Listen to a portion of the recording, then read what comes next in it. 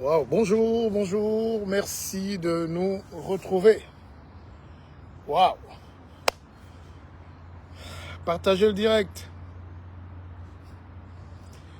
Mais on nous demande qu'on ne nous voit plus sur la toile. Vous voulez qu'on fasse quoi? Zuckerberg, il met les vis partout.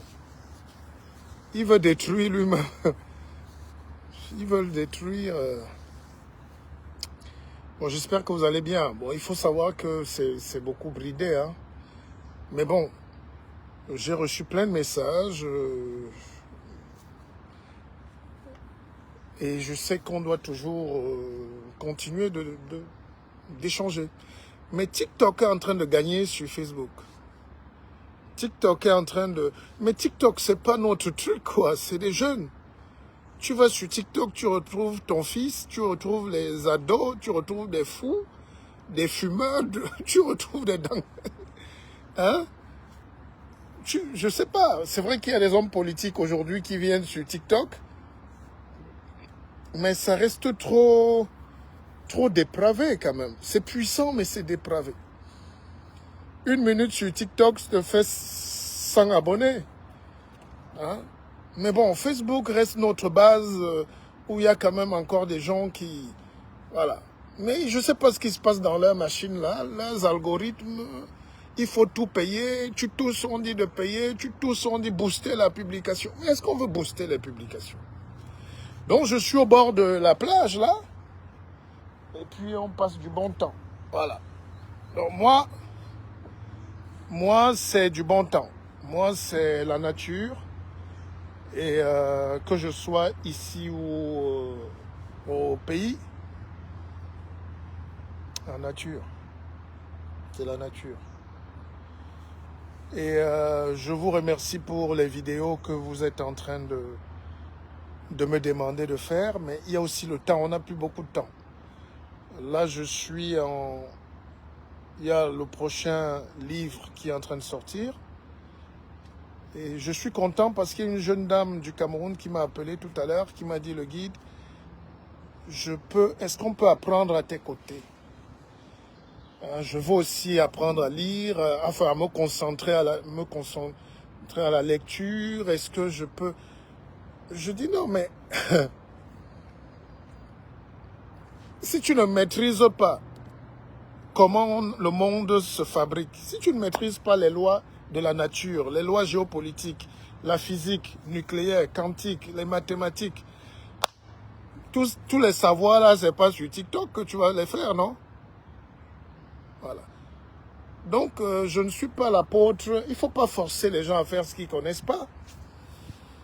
Même quand j'ai ouvert l'usine au pays, je regrette énormément. Il ne faut jamais regretter.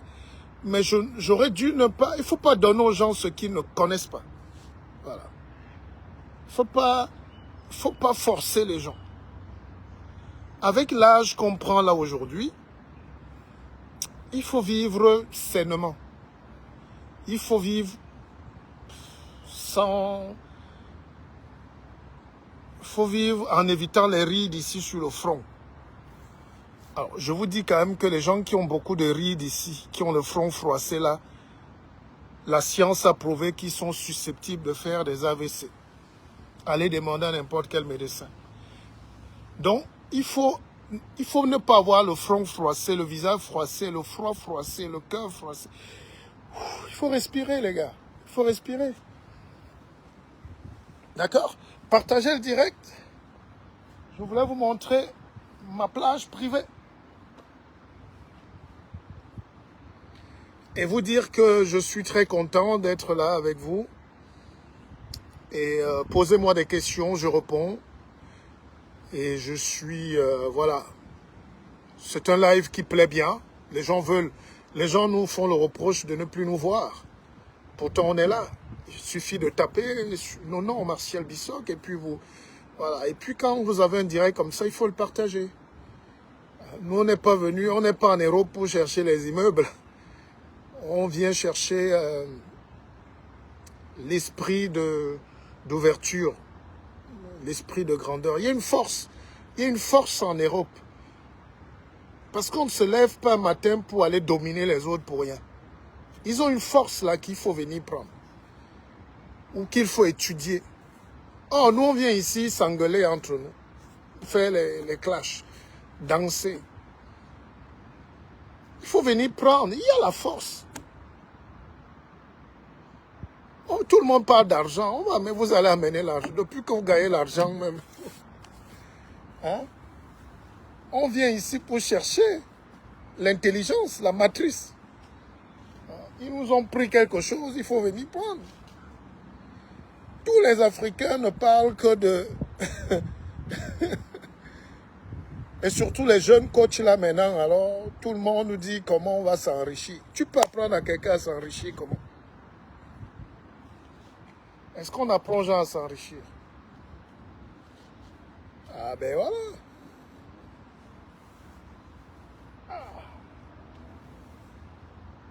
J'adore. J'adore. Ah.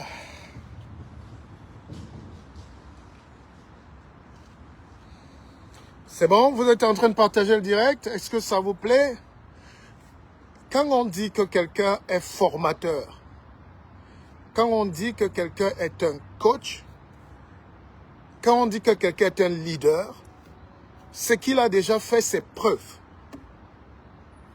C'est qu'il a des connaissances. C'est qu'il a un parcours. C'est qu'il est inspirant. Mais parfois, tu écoutes les gens parler, tu dis, toi, tu as fait quoi pour donner les conseils aux gens? Toi, tu peux donner un conseil à quelqu'un. C'est comme quelqu'un qui n'a jamais été marié, mais qui vient conseiller les mariés. Tu peux supporter le mariage? Non.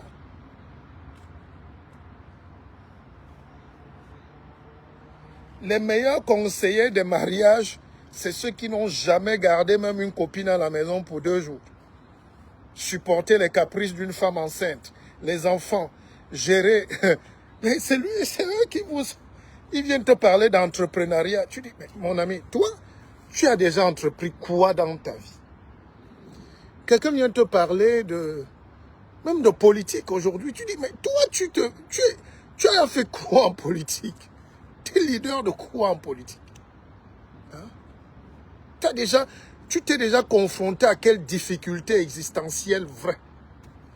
Pas les problèmes que tu as fui par le désert, la famine. Non, est-ce que tu as déjà géré des dilemmes dans ta vie? Est-ce que tu as déjà géré les antagonismes familiaux, les antagonismes étatiques, intellectuels, académiques? Qu'est-ce que vous avez déjà géré? Et c'est ça qui me désole en Afrique, c'est qu'on laisse beaucoup de place aux gens qui ne savent rien du tout. Et on s'est trompé longtemps. Hein? On s'est beaucoup trompé. Regardez les débats sur les plateaux télé au Cameroun. Comment les gens qui disent qu'ils sont professeurs viennent s'insulter à la télé? C'est quelle académie ça? Ils sortent d'où? Ils ont été formés où? Ils enseignent quoi même qui peut changer la vie des gens, du monde? Donc il faut qu'on commence à réfléchir à ce que valent vraiment les gens. Je pense qu'en Afrique, il suffit d'avoir un bout de papier, un titre, tu colles ça ici, on t'ouvre les portes jusqu'au palais. Non, ici, tous les jours et au quotidien, on te met à l'épreuve. On veut savoir ce que tu vaux. Voilà. Donc, posez des petites questions et puis on débat. Si je peux répondre, je réponds. Alors, Alex Sondoa, ta position sur la condition émise par Elekam sur les titres de séjour en cours de validité pour l'inscription aux listes l'inscription aux listes électorales cas de la diaspora. Ta position sur les conditions émises par Elekam sur les titres de séjour. Bon, vous savez, hein, je sais que sur la toile, les gens veulent des avis tranchés. Ici, là, ce qui fait le succès des populistes, c'est qu'ils te disent, tu honte. Ah, non, la vie n'est pas comme ça. Alors, honnêtement, il faut quand même dans un pays, quand vous êtes dans un pays, il faut y être de manière légale en réalité. Ce n'est pas l'ECAM qui fixe ces lois-là seulement. Bon, un titre de séjour, ça permet de comprendre qui tu es dans le pays. D'accord? Parce qu'il est très difficile pour... Quand tu arrives de manière clandestine dans un pays, tu es clandestin. Ce n'est pas un crime. Nous tous, parfois, on a peut-être été clandestins, mais il faut savoir qu'on ne peut pas dire « venez vous inscrire ». Bon, moi, je n'aurais peut-être pas exigé un titre de séjour, mais au moins une carte consulaire. Il faut qu'on vous identifie comme étant partie ou faisant partie de cet État. Qu'est-ce qui peut justifier que vous êtes Camerounais et qu'est-ce qui peut justifier que vous vivez en France, par exemple, ou en Belgique? C'est le titre de séjour qui montre que vous êtes légalement, vous êtes établi dans ce pays. Donc, on a votre traçabilité. De deux, bon, on peut peut-être laisser, on cherche un titre consulaire. C'est-à-dire, il faut quand même montrer que vous ne sortez pas de nulle part. Sinon, on peut prendre 1000 Tchadiens, ils vont s'inscrire comme Camerounais. Donc, vous voyez. Bon, après, je ne sais pas s'il y a des manipulations politiques, je ne juge pas. Mais bon, voilà. Est-ce que j'ai répondu à ta question? Florence Nana, bonjour, bonjour, monsieur Bissog. On m'appelle le guide. Bonjour, bonjour, bonjour à vous tous. Et voilà, posez-moi des petites questions, comme ça on essaie de discuter. Parce que quand vous dites élection, mais les gens qui veulent venir s'inscrire là sortent d'où? Ici, dès qu'on met une petite contrainte aux gens, ils trouvent qu'on veut déjà faire une manœuvre politique. Non, bon. Mais dans la logique, dans la norme des choses, quand il y a une élection, il faut qu'on s'assure au moins de la citoyenneté des gens. Voilà. Moi, j'ai vu beaucoup de gens ici, les élections africaines, on porte pas... Si les Gabonais veulent voter, on porte 100 Camerounais, ils vont voter comme des Gabonais. C'est pour ça qu'ils mettent un peu de traçabilité, mais bon. Je pense que c'était ça la question, n'est-ce pas? Bonjour à vous tous. Bonjour, Pépé. Voilà, il a dit Pépé. Que pensez-vous de la visite du président sénégalais en Côte d'Ivoire? Ben, écoutez, moi, je ne crois pas aux gens qui croient que la politique, c'est la guerre. La Côte d'Ivoire, c'est le poumon, c'est le patron de l'Afrique de l'Ouest. Le Sénégal, c'est le vice-patron, avec le Niger ou l'UMOA là-bas. Ces petits-là, quand ils arrivent au pouvoir au Sénégal, c'est une révolution. Mais ils doivent garder les rapports entre les pays. Le Sénégal ne peut pas vivre sans la Côte d'Ivoire parce que la Côte d'Ivoire est le poumon. Et le Sénégal garde quand même la BCAO. C'est quoi BCAO? Quelque chose, BAD ou je ne sais pas quoi. Le Sénégal garde... Ouattara a tout fait pour qu'on mette l'argent de toute l'Afrique de l'Ouest là-bas au Sénégal. Et comme les petits là sont arrivés avec beaucoup d'enthousiasme, ce qui est normal, ils veulent changer, c'est des révolutionnaires, des panafricanistes, mais il y a la réalité de la pratique du pouvoir. Ils voulaient aller d'abord voir leurs frères au Niger, au Mali, c'est pas possible. Techniquement, il faut d'abord s'accorder avec le doyen. Nous sommes des Africains. Et Ouattara est bienveillant envers le Sénégal. Et ces jeunes-là vont d'abord apprendre. Parce qu'on ne devient pas... Il n'y a pas une école de président de la République. C'est quand on est déjà président de la République. Moi-même, demain, je vais quitter ici. Vous allez me trouver au palais en tant que président. Mais je n'aurais pas appris à être président. Donc, ils sont déjà dans l'exercice du pouvoir. Entre ce qu'on dit quand on est dans les manifestations, on jette les cailloux, on lutte pour... Non. Maintenant, quand on est président, on devient un maître de la diplomatie. Ils étaient très panafricanistes, ils voulaient couper les rapports avec la France. Tu ne peux pas, étant sénégalais, parler de la France comme ça, comme le papier. Et quand tu dis France, il y a les enjeux géostratégiques, il y a la Côte d'Ivoire qui est là derrière. Alors, même s'ils ont de la sympathie pour le Niger, même s'ils ont de la sympathie pour le Mali, ils sont obligés d'être calmes et de ramener leurs bonnes intentions, selon eux, à la réalité politique. Il faut s'accorder avec la Côte d'Ivoire. Et sur la question financière, sur la question monétaire, sur la question des échanges, sur la question des investissements.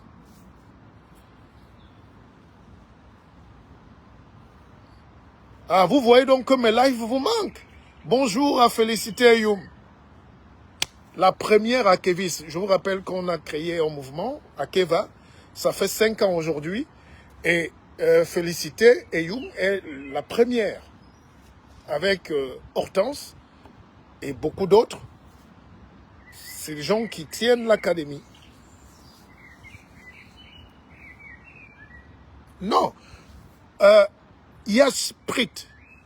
En plus, ils ne peuvent pas se comporter comme les putschistes des pays de l'AES. Non, on ne va pas tirer, on ne va pas peut-être prendre ça comme ça.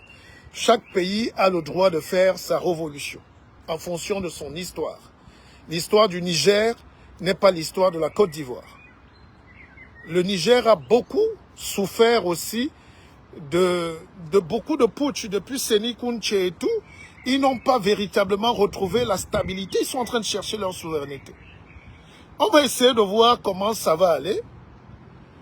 Mais ils ne peuvent pas, ce n'est pas la même situation qu'en Côte d'Ivoire qui est très avancée.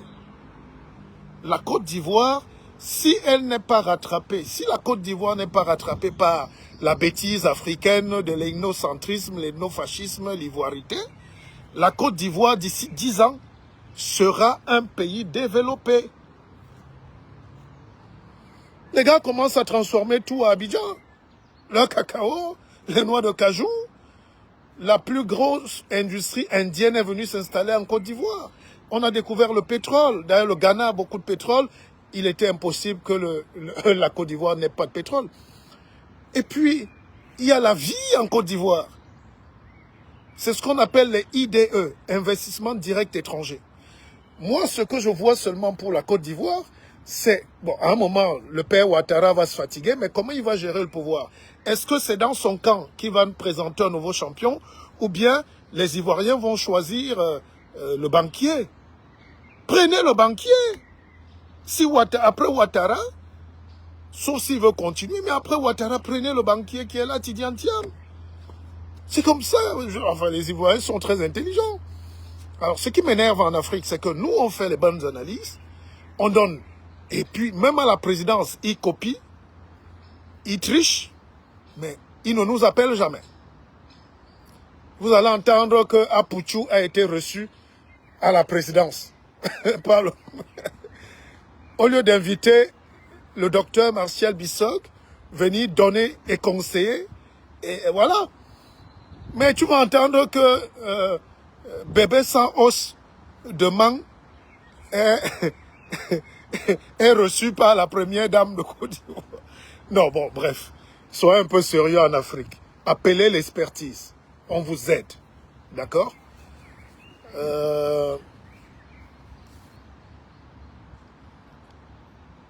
Bon, au-delà du broyage du cacao, il faut qu'on passe à la transformation réelle du chocolat. Mais il y a déjà quelque chose. Déjà le métro d'Abidjan, le tram est en train d'avancer. Mais ce n'est pas des projets d'aujourd'hui, c'est des projets de 1985. Depuis à la Banque mondiale, la Côte d'Ivoire avait déjà un projet de métro. Voilà, donc c'est des pays...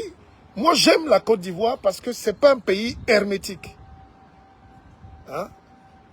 La mentalité n'est pas fermée, comme dans certains pays de l'Afrique centrale, là, où les gens sont haineux du progrès. Il y a trop de blocage. En Côte d'Ivoire, vous arrivez, vous êtes chez vous. C'est ça le rêve de Houphouët-Boigny. C'est ça le panafricanisme. Alors, donc le Sénégal, on parlait du Sénégal. Le Sénégal est un très beau pays, avec une ouverture formidable sur l'océan Atlantique. avec des plages de rêve, avec des gens formidables. Macky Sall a travaillé comme un fou quand même. Il a fait quelques erreurs, mais il a beaucoup travaillé. Dakar respire. Maintenant, les jeunes qui sont arrivés, n'entrez pas en confrontation directe. Continuez et améliorez, faites 10 fois mieux. Voilà. En Afrique, chez nous, c'est que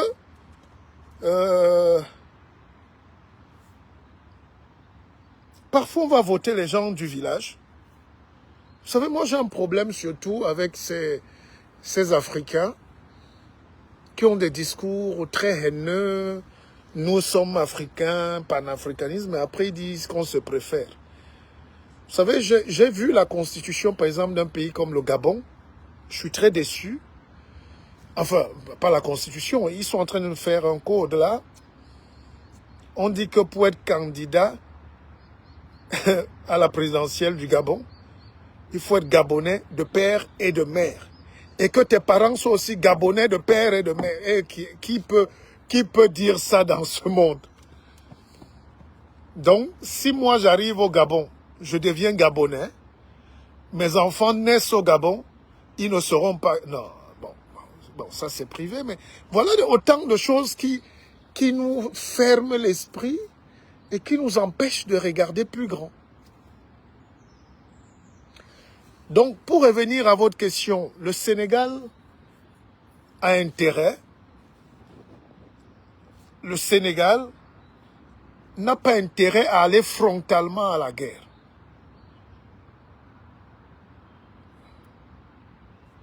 Le Sénégal doit continuer une œuvre d'indépendance. De toutes les manières, on dit chez nous, à Kumba, là-bas, au sud-ouest Cameroun, que banana when was ripe, it go ripe up. La banane qui doit mûrir, même dans l'eau, ça va mûrir. Donc, il y a un mouvement de conscientisation de masse en Afrique. On a beaucoup travaillé. Hein? J'ai eu un Togolais qui m'a appelé là tout à l'heure.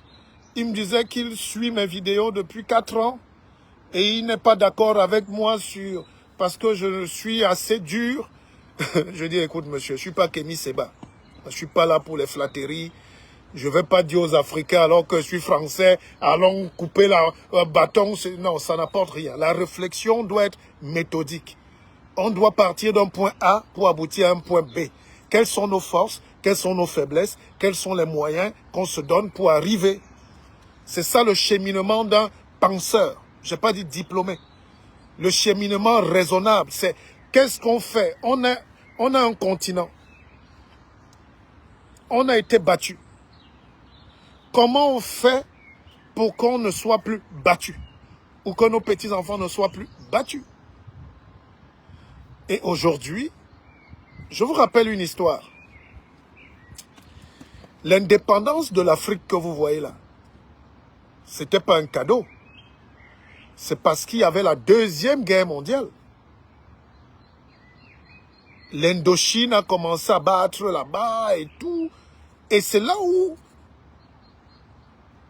la France et tous les Occidentaux, les colonialistes, ils ont compris que vaut mieux se faire aider. Et ils ont proposé aux Africains, venez nous aider. Si on se libère, on vous libère. Et c'est comme ça que chaque pays a commencé à dire, mais si les Indo-Chinois peuvent battre, si le Vietnam commence à battre les États-Unis, si l'Indochine commence à lutter, comment nous on ne peut pas lutter? C'est comme ça que le Cameroun, le Oumyobé, tout ça, l'Algérie. Et regardez, l'histoire se répète. Quand on vous dit de lire, c'est parce que l'histoire se répète. La guerre, la deuxième est finie en 1945. Et nous sommes en 2025 bientôt là. Faites le calcul, si vous êtes un peu mystique. Donc, on entre déjà vers une autre confrontation mondiale. Vous avez l'Ukraine là-bas et tout, vous voyez ce qui se passe à l'Est. Vous voyez ce qui se passe entre Israël et la Palestine. Vous voyez ce qui se passe avec l'Iran. Vous voyez ce qui se passe. Le monde a changé. Il y a déjà des blocs. On est parti d'un monde. Déjà, il était unipolaire. Après, il a été bipolaire. Maintenant, il est multipolaire. Et dans cette bagarre des éléphants-là, que font les cabris ici en bas? Les cabris commencent à courir.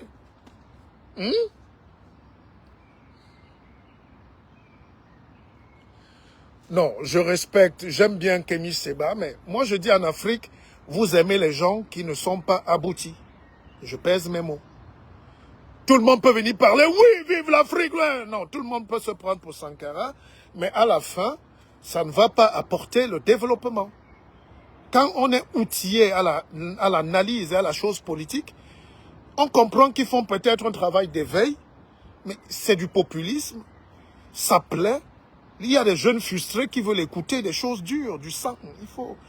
Mais dans la réalité, gérer un pays est un mécanisme plus difficile. Il faut être réservé. On parlait des jeunes Sénégalais là qui sont arrivés au pouvoir, Diomaye Faye. Maintenant qu'il est président, il ne peut plus dire mouf. Parce que les accords sont là. Les pressions sont là. L'avenir du peuple est là. Les intérêts des Sénégalais sont là. Mais il y a aussi les intérêts des gens qui ont mis l'argent au Sénégal. Donc quand les Nathalie Yam, les Kémy Séba, tous ces gens-là parlent, c'est bien. Ça excite, ça vous fait du bien, je comprends. Mais dans la pratique, ils n'ont aucune solution pour que les jeunes trouvent de l'emploi. Pour que les jeunes trouvent de l'emploi, il faut que les multinationales continuent de venir investir. Donc ça s'appelle le climat des affaires. Il faut appeler les investisseurs étrangers. Il faut être attractif sur le plan diplomatique. Il faut aller flatter les Indiens, les Saoudiens, les Français, les Américains. Il faut que les gens viennent. Mais si tu fais fuir les investisseurs, si tu fais fuir les touristes, vous savez combien le Mali gagnait avec le tourisme? Si vous me dites que c'est mieux maintenant, là où on suspend les partis politiques, la vie chère a augmenté, si c'est mieux comme ça, si c'est ça la révolution, je dis d'accord, ok. Mais moi, je n'ai pas envie d'arriver dans un pays où il y a une tension énorme. Les populations sont stressées. Quand vous arrivez à Abidjan, par exemple, il fait bon vivre. La vie n'est peut-être pas moins chère pour tout le monde, mais il fait bon vivre, c'est agréable. Vous avez vu la Cannes. Vous avez vu comment Ivoiriens accueillant. Vous avez vu. Et c'est pareil au Sénégal. C'est pour ça qu'on les appelle la Teranga. D'accord? Il faut trouver des mécanismes pour que le peuple continue de bien vivre, que la jeunesse soit formée, bien formée, que les jeunes évitent l'immigration du désert, donner un peu d'espoir. Bon, mais ça, c'est avec des partenaires internationaux. Mais il faut changer la règle du jeu. Il faut amener les gens à vous respecter. Et les gens comme Ouattara, c'est quand même des maîtres de la finance. Il sait comment on joue. L'argent ne se donne pas, ça se prête. Mais on peut aussi te prêter pour rien. On peut aussi te prêter et annuler la dette. On peut aussi te prêter en fonction. Mais si tu es dur, il faut qu'on nous montre la voie de sortie. Bon, bref. Bonjour à Diana Herr. Bonsoir à tous. Alors, vous êtes où là? Posez des questions, hein.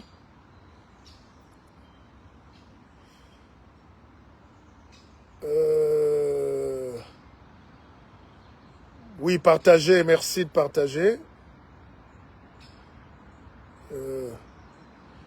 Mais en général, ce que je dis souvent, Ahmed Maïté, il va falloir faire des conférences dans ces différents pays afin de vendre votre savoir-faire. Eh Maïté, mais organisez donc les conférences, vous m'appelez.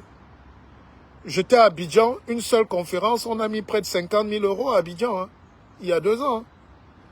La communication, tout ça, attention. Organisez. Vous faites bien venir les gens qui... Si vous invitez les Makosso faire des conférences, hein?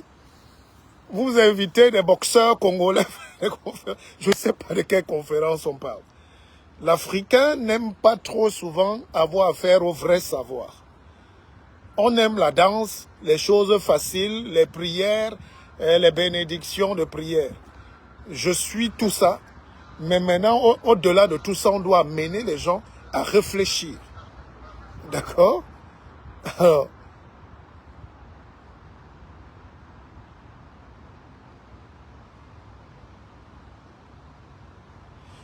non, parlant de Tidiane Thiam,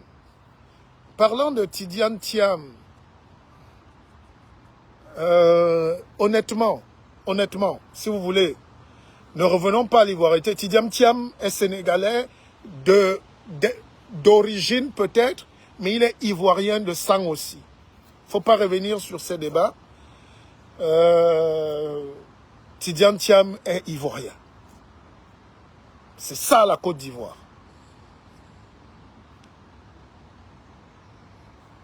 Tidiane Thiam, c'est l'esprit même de la Côte d'Ivoire. C'est l'Afrique.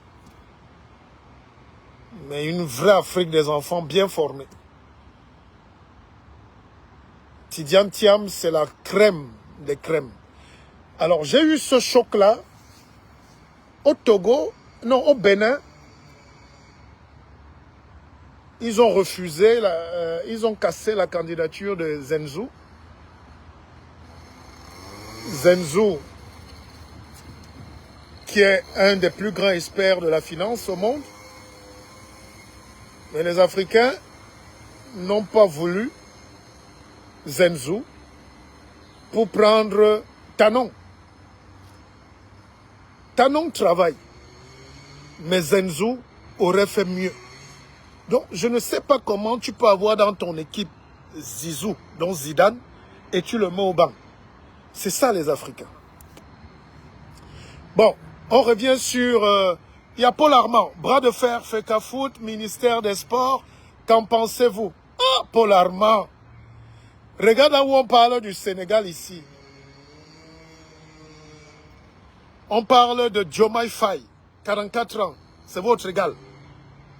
Votre petit frère. On parle de la Côte d'Ivoire, Ouattara, la vision du développement dans 5 ans. Tu nous ramènes au bras de fer, FECAFOOT, ministère des Sports. Au Cameroun. Mais non, sois sérieux quand même. Voilà pourquoi je n'aime pas les lives. Je suis fatigué. Nawolo. Mais ouais. Comment on peut être dans des sujets costauds où je suis en train de développer sur Tidiane Thiam, sur l'avenir de la Côte d'Ivoire. D'ailleurs, j'étais le voisin de Tidiane Thiam quand j'étais en Suisse. Et je peux vous dire que je n'ai jamais vu un noir aussi respecté par les Suisses. En France, les portes étaient fermées. Hein? Non. Vous savez qu'en France, il y a ce qu'on appelle le plafond de verre.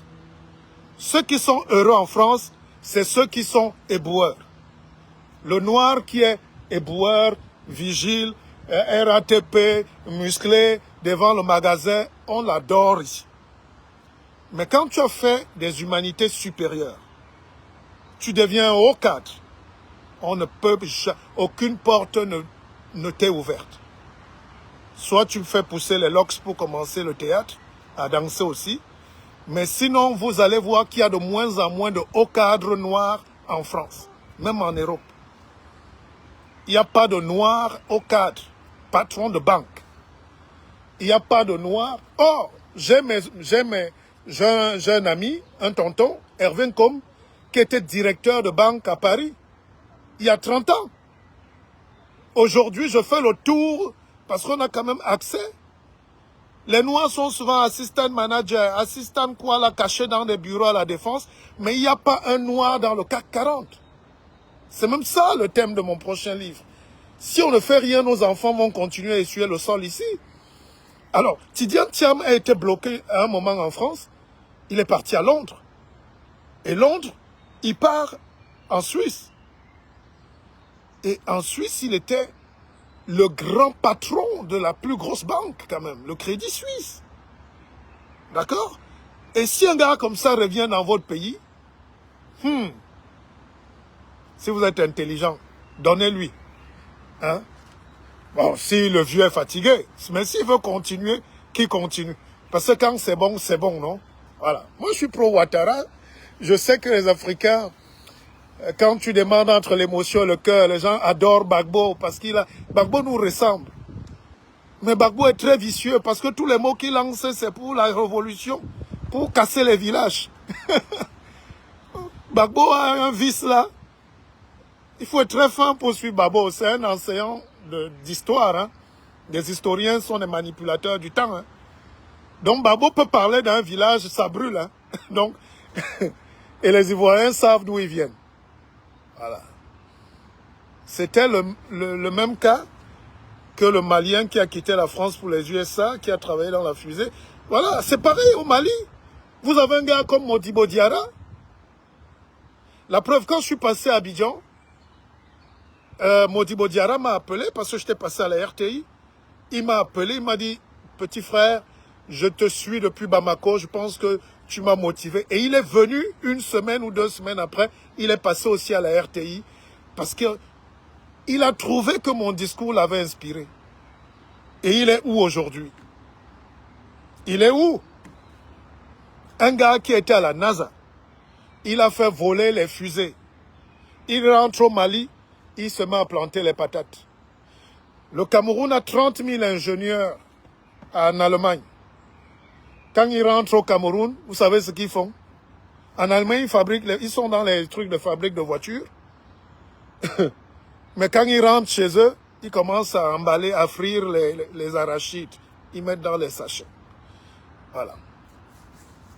Alors, Paul Armand, sur ta question,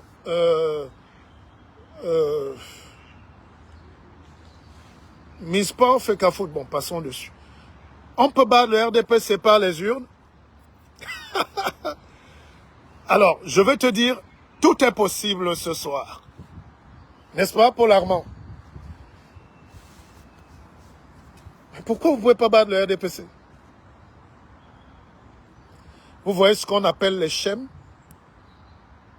la limite, les barrières. Vous vous drapez de pseudomorphisme pour ne pas évoluer. Je vous rappelle que le Sénégal était le précaré, le dernier précaré français. Personne ne pouvait imaginer que des candidats sortis du quartier anti-système battent l'establishment français. Mais vous les Camerounais là, vous ne croyez en rien. On se connaît. On se connaît très bien. Le Camerounais, homme d'affaires, professeur de droit, commerçant en même temps, détaillant, éleveur de poussins, membre du RDPC et de l'opposition en même temps, et il fait le reproche à nous, on dit non. Bon, Étienne Noubi, mais je t'ai pas vu depuis, Étienne, c'est pas normal. Hein? Ma campagne est lancée, je n'ai même pas encore vu tes 1 euro dans la cagnotte. Hein? C'est pas possible, ça. Vous voulez pas rêver. Alors, Séverin Domingo Doual. Je suis à Londres, c'est Diana, et l'intégration des immigrés à de très hautes fonctions ne pose aucun problème. Mais bien sûr, le Premier ministre anglais est un Indien.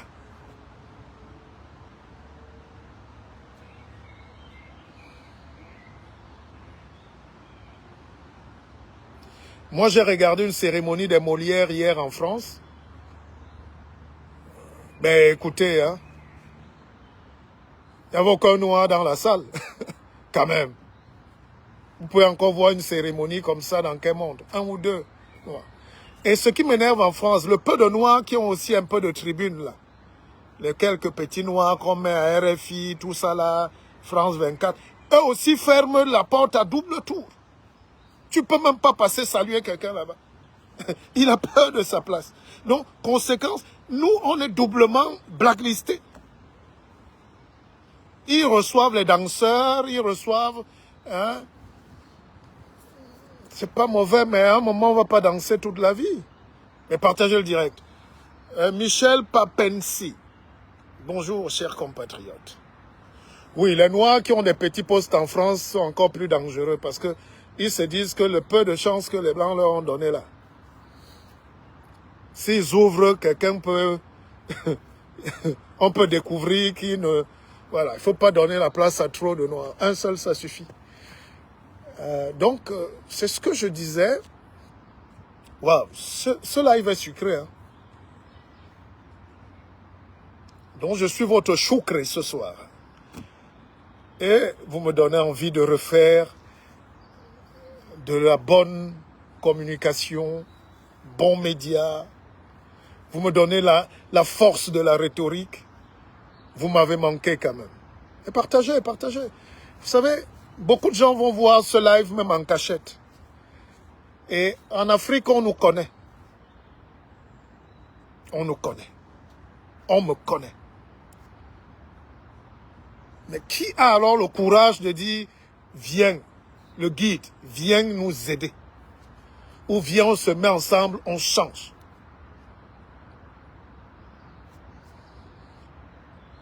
On a parlé du Sénégal, on a parlé de la Côte d'Ivoire. On n'avait pas l'impression que quand on arrive au Cameroun, on a peur de rien. Je n'aime pas me répéter, c'est tout.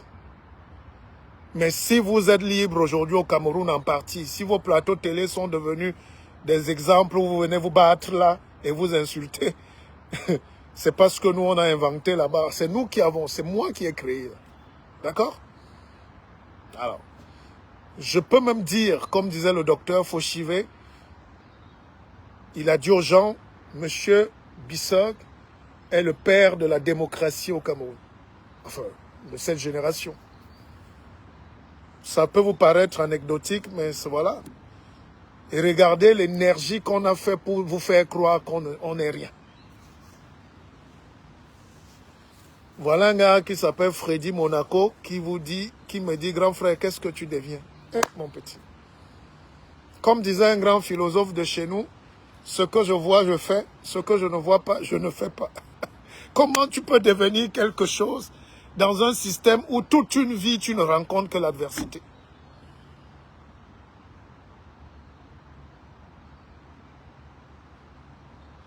Comment tu peux devenir quelque chose où tu viens d'un pays où tout ce qui sort, c'est de l'adversité? Je ne sais pas si j'ai déjà eu une facilité dans mon pays. J'écris des livres, mon petit. Si tu veux acheter les livres, à commande seulement, achetez mes livres. Vous voulez que je fasse quoi? Alors, j'ai rencontré un grand frère au Hilton. C'était à Yaoundé. Alors, ces gars-là sont arrivés en France dans les années 70. Hein. Il a joué avec Manu Dibango et tout et tout. Alors, on se croise au Hilton. Et je lui dis, mais grand frère, qu'est-ce que tu fais là? Il dit, à toi-même, qu'est-ce que tu fais là? Je dis, mais je te croyais à Paris. Il dit, mon fils, mon petit, à un certain âge, on n'a plus l'âge de porter les cartons en France. Ouais, c'est pas possible. On travaille en Europe quand on a 20 ans, quand on a 30 ans, quand on a 40 ans encore. Après ça, là, si tu ne t'es pas battu pour être cadre, directeur, patron de ta société, il n'y a plus le travail. Le rythme, tu vas voir, on te met en usine ici et ton chef a 26 ans. Il sort de l'école de commerce de Lyon. Mais mon gars, tu vas regarder, tu vas croire que c'est ta peau qui a un problème. Non, c'est que tu es vieux, tu es déphasé. Il dit alors, les transpalettes, vous me les alignez jusqu'au fond. Tu dis, mais petit frère. Ouais. Non, ça, donc ici, si tu es un peu intelligent. Bon, alors, Séverin Domingo Duo, voilà, j'attendais. Qu'est-ce que tu allais faire au RDPC? Je trouve que c'est encombrant pour toi. Et Séverin, let me small. Donc tu es plus soucieux de mon avenir que moi-même en matière de stratégie politique. C'est vrai. Donc, dans ta petite chambrette, peut-être parce qu'on rigole là, donc tu estimes que tu es plus outillé à condamner mes choix. Ouais.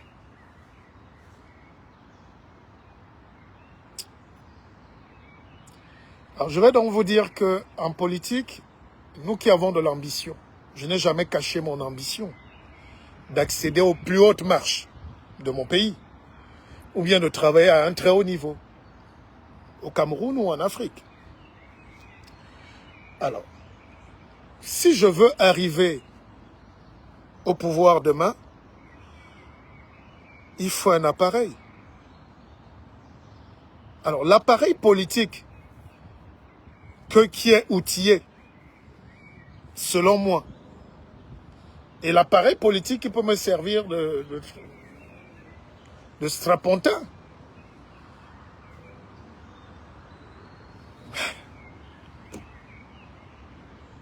On ne vient pas en politique pour crier que éternel ancien opposant. On est là, on a braillé. Je suis en politique depuis 90, mon petit. 90. Ça va faire 30, je sais pas. Je sais même pas où vous étiez à l'époque. J'ai tout fait. J'ai tout fait à Douala. Depuis les villes mortes. Depuis les meetings de Frundi. Au stade de la réunification. À Manjo. Partout. À Bamenda. À Yaoundé. En fac. Non. Je ne suis pas... À un moment, tu dis, bah, demain, le RDP, ce n'est pas... Ceux qui ont le RDP aujourd'hui, seront-ils là demain, éternellement? Non, c'est un appareil. Donc, on entre dans un parti, pas parce que on veut plaire à quelqu'un. On entre parce on essaie de trouver sa place. Hein? Tu trouves ta place et tu t'insères, tu arraches une parcelle de pouvoir et de l'intérieur, on peut tout transformer. Ce que vous pouvez reprocher à ce parti n'est pas dans les veines. Comment je vais dire ça? C'est pas génétique, non. Les failles ne sont pas génétiques. Non, récessif. Oui, je voulais dire un truc là. Enfin, c'est pas collé à la peau, non. Un défaut se soigne, non, s'il y a défaut. Donc on peut prendre un appareil, on en fait un outil politique viable où les gens vont se retrouver. Alors, je comprends. Certains auraient voulu peut-être me voir dans un autre parti politique, dans un autre... Mais laissons ça comme ça. Bon. Et rien n'est fini. Alors le guide, regarde la trajectoire de ces deux gares du Sénégal, ça t'inspire. Bon, quand tu dis il y a deux gares du Sénégal, non. Président. Tu dis Diomaye Faye, c'est le président. On ne peut pas parler à la légère. C'est pas des voyous, hein. C'est des têtes. Hein? C'est des gars bien formés. Ousmane Sonko et Diomaye Faye, c'est du très haut niveau. Ils ont des fébrilités. Surtout, Diomaye Faye n'est pas encore outillé. Il n'a pas peut-être la personnalité ou le charisme président. Mais tout ça se fabrique la même nuit, là. D'accord? Alors, Sako Martin Ngoyo. Yes, 44 years in politics, but nothing to show for. Biya was there and he's still there. Ramsès Oyem. Bonjour. Et Sako Martin. What do you want me to say now? Is your own opinion. And I respect your own opinion. Et en anglais, on dit bien, in my own opinion.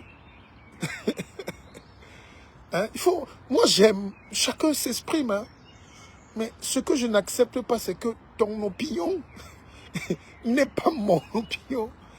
Alors, Christopher Dan, toi-même, tu es très combattu dans ton propre pays, mais tu devrais remettre en question ton adhésion. Non, tu n'as pas compris l'adhésion RDPC. Dis donc, laisse ça.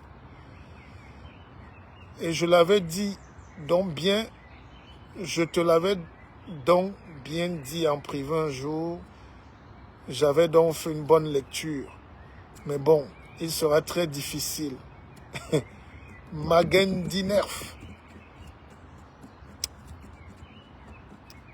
Est-ce que vous comprenez même? Bon, prenons un exemple. Si il y a un grand chamboulement là maintenant dans le RDPC et que la jeune génération veut de nouvelles têtes, de nouvelles énergies, parce qu'on veut faire une rupture. Vous savez que le RDPC, c'est l'UNC depuis 1960. Le congrès de Bamenda arrive en 85 et on ne change rien au parti, juste les initiales. Donc, ceux qui m'accusent peut-être d'être dans le RDPC veulent donc dire que je suis entré dans l'UNC d'Ahidjo. Mais pourquoi vous vous fâchez alors? Puisque Ahidjo a beaucoup travaillé. D'accord? Et est-ce que l'UNC d'hier est devenu le RDPC finalement? Non, c'est les hommes qui dirigent.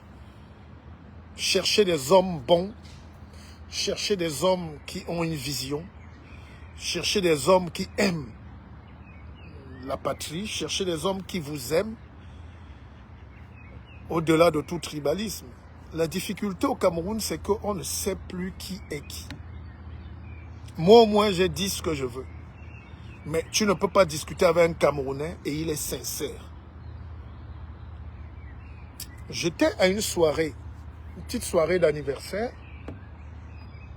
Il y avait un Congolais et puis il y avait des Camerounais, tous grands docteurs. Eux tous disaient que le Cameroun va très très mal. Ils étaient très pessimistes. Après, le Congolais, quand il a pris la parole, il dit, mais moi je ne comprends pas que vous preniez un président qui ne peut même plus... Hein? Tous les Camerounais ont sauté sur le Congolais là. Que non, gars, non. Là, franchement, tu peux tout dire, mais nous... je dis, mais ça c'est quelle maladie encore? Vous dites que vous n'aimez pas le Cameroun. Vous dites que le Cameroun est mal géré. Mais dès qu'un Congolais donne son avis, vous tombez sur le Congolais. Donc, il y a une hystérisation de la politique au Cameroun où tu ne sais même plus quoi faire.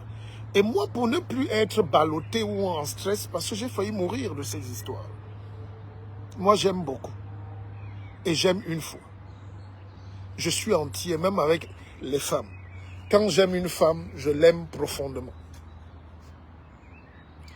En politique, quand on se met là, c'est comme une femme. Tu dois aimer profondément. Nous, on ne peut pas percer peut-être parce qu'on n'est pas si démagogue. La parole donnée n'existe pas en politique, surtout en Afrique.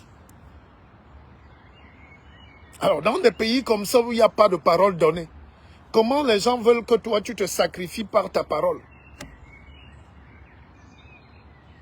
La prise de parole. Même le live que je fais ici, ça paraît anodin. Je suis au bord d'un lac, je prends du temps, je suis chez moi. Mais il suffit que je dise un seul mot là. Vous ne savez pas qui va déjà signer mon arrêt de mort quelque part. Et je suis assez outillé pour ne plus subir les fresques ou les frasques des gens qui incitent dans l'ombre. S'il y a la politique à faire, allons tous la faire. Si ce que vous me reprochez là, vous êtes capable de faire mieux, faites alors mieux, on vous pousse aussi. Allez vous faire aussi embastiller. Mais c'est ça. Moi, j'ai vu une jeunesse au Sénégal. La jeunesse sénégalaise est terrible. C'est une jeunesse qu'il faut décorer. Elle n'a jamais reculé. Elle n'a jamais... Moi, j'aurais emmagasiné des milliards aujourd'hui si j'avais voulu jouer cette politique opportuniste. Dieu est témoin. Mais parce que je veux dormir en paix. Je veux marcher librement. Aucun Africain, partout où je passe, tous les Africains m'arrêtent en route, me donnent des bisous, me donnent même parfois des chèques, me donnent... Je m'arrête, tous les Africains que je croise, qui viennent du Togo ou de Centrafrique, quand ils me croisent, Monsieur Bissok, on n'a rien à vous donner, on peut vous faire un chèque.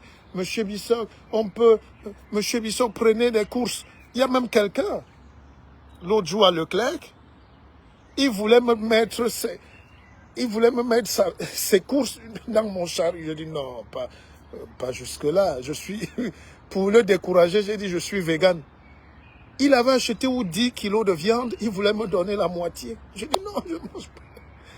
Alors donc, c'est parce que toute la vie, il n'y a pas de juste sur terre, mais j'ai appris une notion de mon père, c'est sois en paix avec toi-même. Sois honnête envers toi-même. Sois quelqu'un de bien. Les micmacs, les faux trucs, tous mes amis qui ont essayé de faire les faux là, hein? Tous mes amis qui veulent faire les malins en politique, je connais un. Vous avez vu un type, il y a un Goguenard toujours au Cameroun, là, il dit que tout est mauvais, sauf le président de la République. On l'égorge, on le chasse de l'université. Il dit quand même que il est... Mais ça, c'est de la filouterie. D'accord? Alors moi, je suis honnête envers moi-même. Il y a des choses qui ne vont pas chez nous, qu'il faut changer. Et je l'ai déjà dit. Tout le monde sait ce que je pense. Qu'il soit petit, vieux, nain, jaune, albinos, handicapé, tous les Camerounais savent ce que je pense. Et je n'ai jamais changé. Je ne suis jamais revenu dire que ce que je pensais hier, je ne pense plus ça aujourd'hui. Mais dans la vie, à un certain moment, on dit, ok, on peut prendre un peu de distance ou prendre une autre approche. C'est de l'intelligence, c'est de la sagesse. À un moment, ça s'agit. Je vous prends un autre exemple. L'élection au Cameroun, c'est en 2025. Donc logiquement, c'est dans moins d'1 an. Il n'y a encore aucun candidat officiellement déclaré.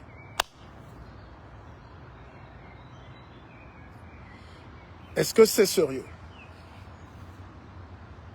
Vous savez ce qu'on appelle les stratégies? Stratégie, stratos, ça vient c'est un mot militaire. Hein? Stratégie. Parce que la politique, c'est une guerre, mais sans effusion de sang. Même si en Afrique, le sang finit tout par couler. Regardez au Tchad. Vous allez voir le sang couler. Ils ont fait les élections hier. Le sang va couler. Ils jouent là, ils font comme s'ils sont grands là. Vous allez voir les morts. Ça va commencer à tirer cette nuit ou demain. Donc la guerre avec effusion de sang. C'est ça. Alors, en 2018, pour ceux qui ont la mémoire très courte, c'est moi. Moi. Le moi n'est pas haïssable quand c'est vrai. En 2015 déjà, j'ai commencé à déclarer ma candidature. J'étais le premier à déclarer ma candidature avec un programme politique, un projet politique. Beaucoup se grattaient encore les orteils et les oreilles au quartier. 2015, on a commencé à travailler l'opinion. J'ai commencé à sillonner tout le Cameroun. 2016, 2017, il n'y avait même pas encore de candidat. J'étais toujours seul. En moins de 2-3 mois, là, on n'a plus compris. On a porté les gens et partout. C'est devenu les boulons. Soyez sérieux. Nous sommes à moins d'1 an de l'élection présidentielle dans un pays comme le Cameroun. Plus grand pays d'Afrique centrale. Les gens ont essayé des petits trucs sporadiques comme s'ils jouaient. Comme si c'est les jeux. Hein. Oui, mais le parti au pouvoir ne joue pas. Il s'agit de la conservation du pouvoir. Les Camerounais aiment la périphrase. Ils tournent là, comme tout le monde est professeur agrégé. Ils veulent d'abord envoyer des gens s'inscrire dans les listes. Et puis ils tournent, ça va prendre 6 mois. On revient en août, en janvier. Mais ils perdent le temps. Est-ce qu'on a besoin? Est-ce que c'est un programme politique à aller s'inscrire? C'est logique. Voilà. Maintenant, est-ce que dans les états-majors, on sent?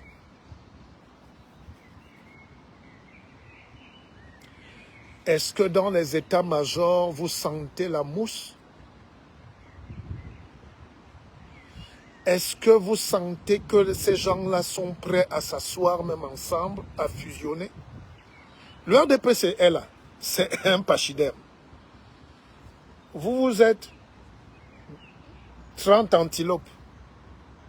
Mettez-vous au moins en 30 antilopes pour faire au moins un petit bloc, si vous voulez.